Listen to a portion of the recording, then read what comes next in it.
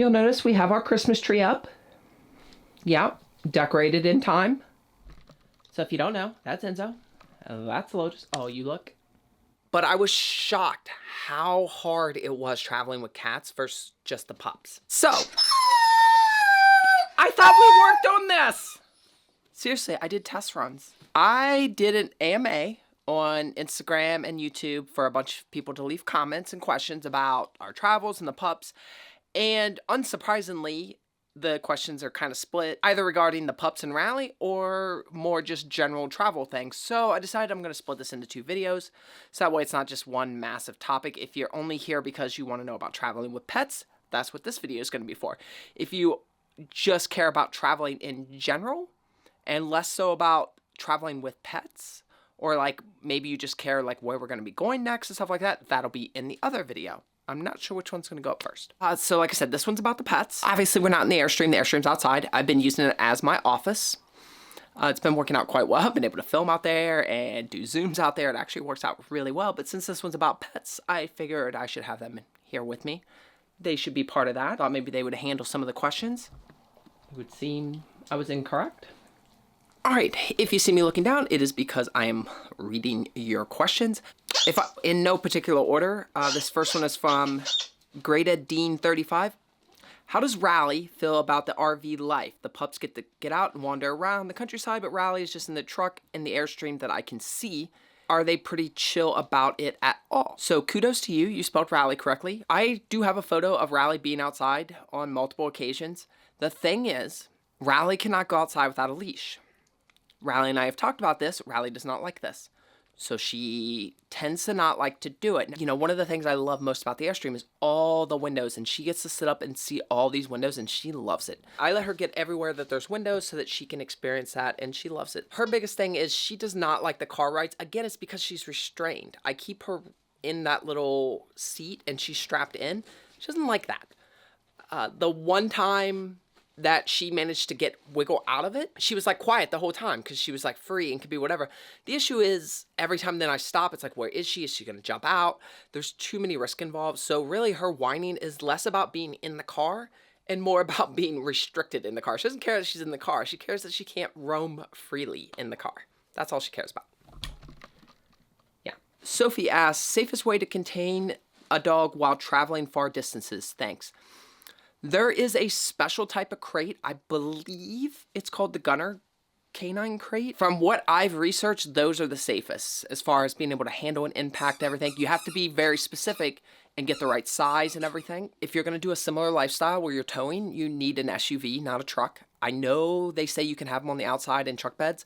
I do not think that's acceptable. I think they need to be indoors where it's climate controlled and weather controlled. Yeah, I had to get up and swap the battery, and everybody had to get up in the business.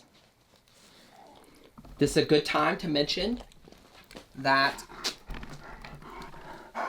I do still have merch. I still have the beanies. I still have keychains, still have stickers. And as of right now, I have no plans to travel during the month of December. So if you order something, it should ship out pretty much same or next day.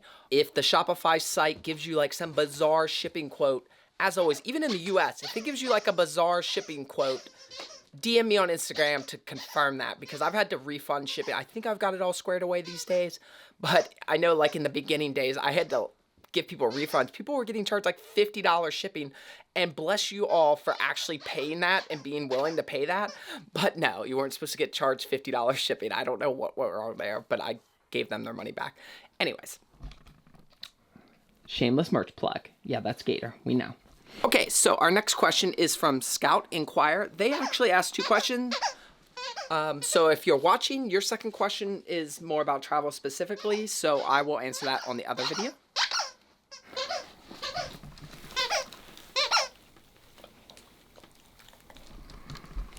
In case you're wondering, holding this camera and light and mic on a tripod, on a little gorilla pod in my hand, is heavy on my shoulder.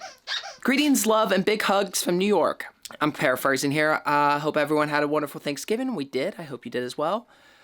So far with the adequate injections, Miss Mila is healing well. Only time will tell. Well, that's good. The adequate injections is what I started Enzo on. I know some of you have DM'd me about doing it as well. First question, how was it traveling to all the different locations with the pups in the truck for hours at a time? Were they great at traveling, or did they get restless after a while and start acting up in the truck by barking, pacing, getting antsy, etc.? Any sound advice from your experience would be appreciated. If you've watched the old videos or been following along, you know Enzo and Lotus getting into a car and going places is nothing new. We used to do this every single day back when we had a house. We'd load up and go to the park. However, traveling is a little bit different. I could sense they were a little confused at first, those first few days when we were traveling, because, you know, we get in and it's like, okay, well, why are we still driving? What are we doing? What I will say is that after doing it for 4 months, and well before 4 months, really, once we were doing this for several weeks, I don't know exactly when this happened, we would get in the car and they would just lay down. Like, they didn't even care anymore. I remember there was days where we were in California, we were near Nisha, so we would go meet Nisha at a park so they could see her. And we were staying in an RV park, so we didn't have the Airstream or anything, and we'd wake up, I would load them up, and you would think they'd be like, oh, we're going somewhere, let's go. Nope, they just lay down. They just immediately lay down like, oh, this is where we lay and do nothing, so that's what we're gonna do. And so they were wildly excited to pull up and find themselves at a park, let alone Nisha, so... If you haven't seen that video, you should check it out because their expressions were priceless. Lotus, is your stomach okay? I keep hearing your stomach growling, like doing little grumbles. So to answer your question,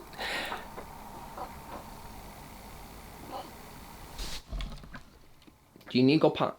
Oh, jeez, I almost said it. After I finish this, we'll go outside. So I guess what I'm saying is, they adjusted pretty well. Rally was relentless. I have clips in various vlogs where I'm just like, Rally, chill out. That never kind of went away. And that was all just her being strapped in, to be fair. Because if I didn't have her strapped in and she could roam the car anywhere, she didn't care.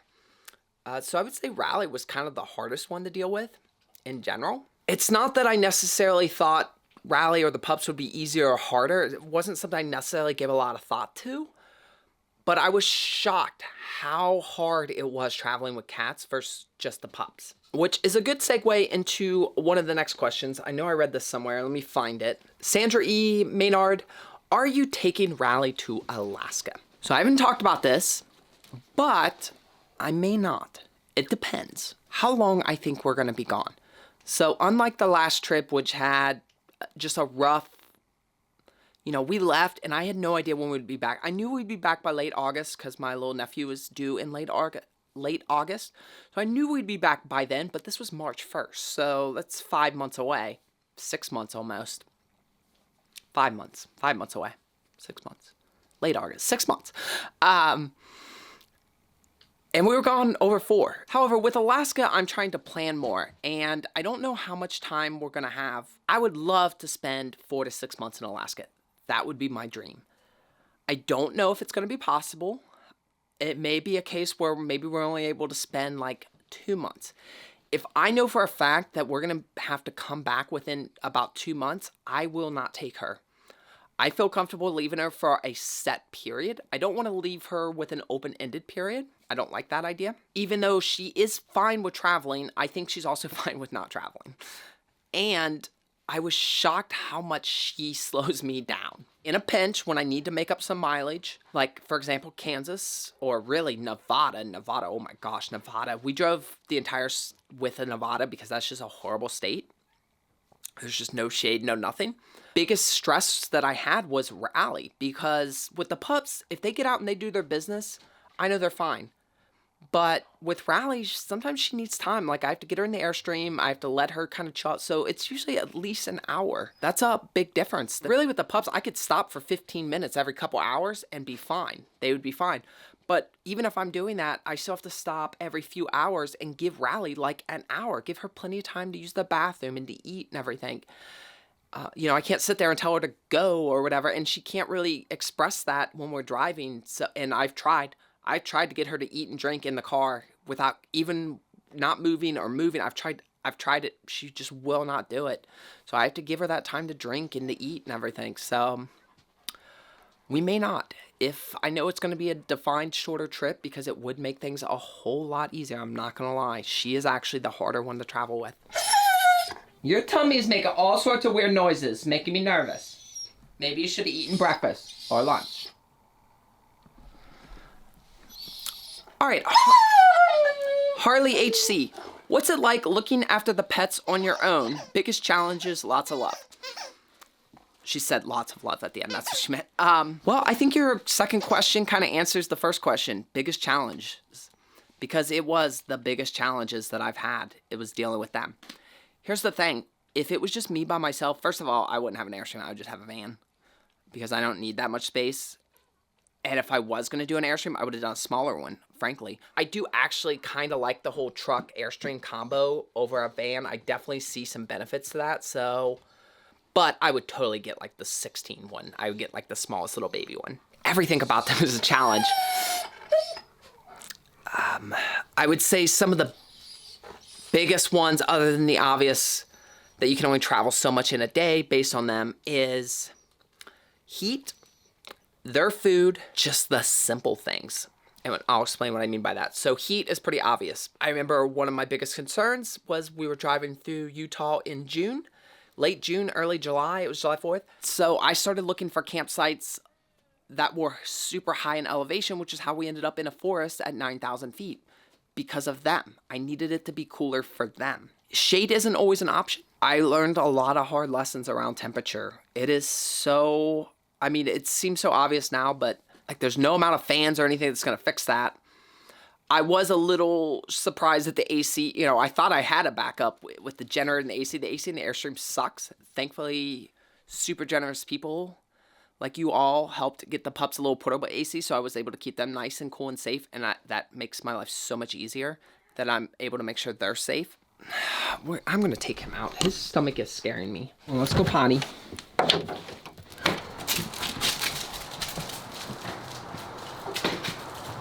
So we've already been to the park today.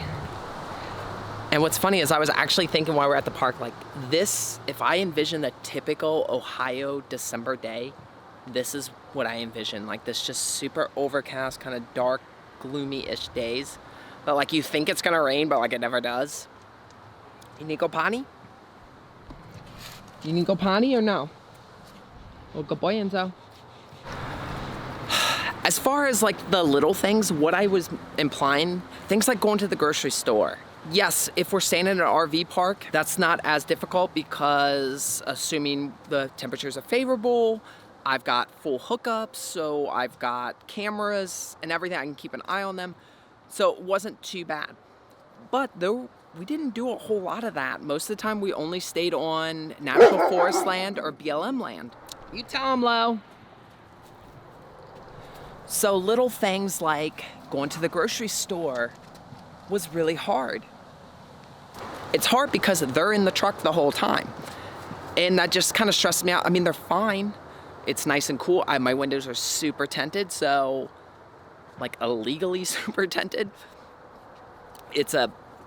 My gas mileage sucks, but one of the benefits is the big V8 AC works phenomenal. So they were good and safe, and I could keep track on them. I could have cameras out there too. But that was very stressful, and then it didn't allow me to do other little things. There's so many times where it's like, wow, I'd really like to go in the gym and just kind of like burn off some energy and some steam and just kind of have like some alone time, and couldn't do that. You know, it's one thing to go into the grocery store. I realize that we need groceries. I need to do that. But I don't need to go to the gym, so I wasn't going to leave them in the car while I did that. Their food in like brick and mortar is only sold in Walmart. Although I did find out if you're in California, Starter Brothers also sells it.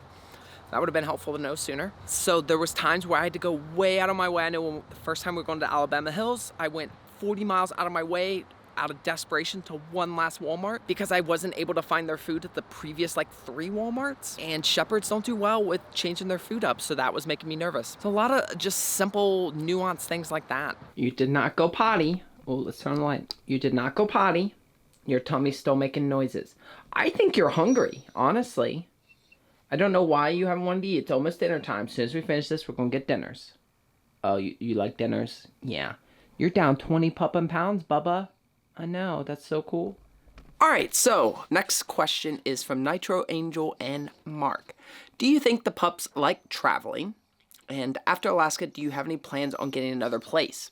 I think they like it.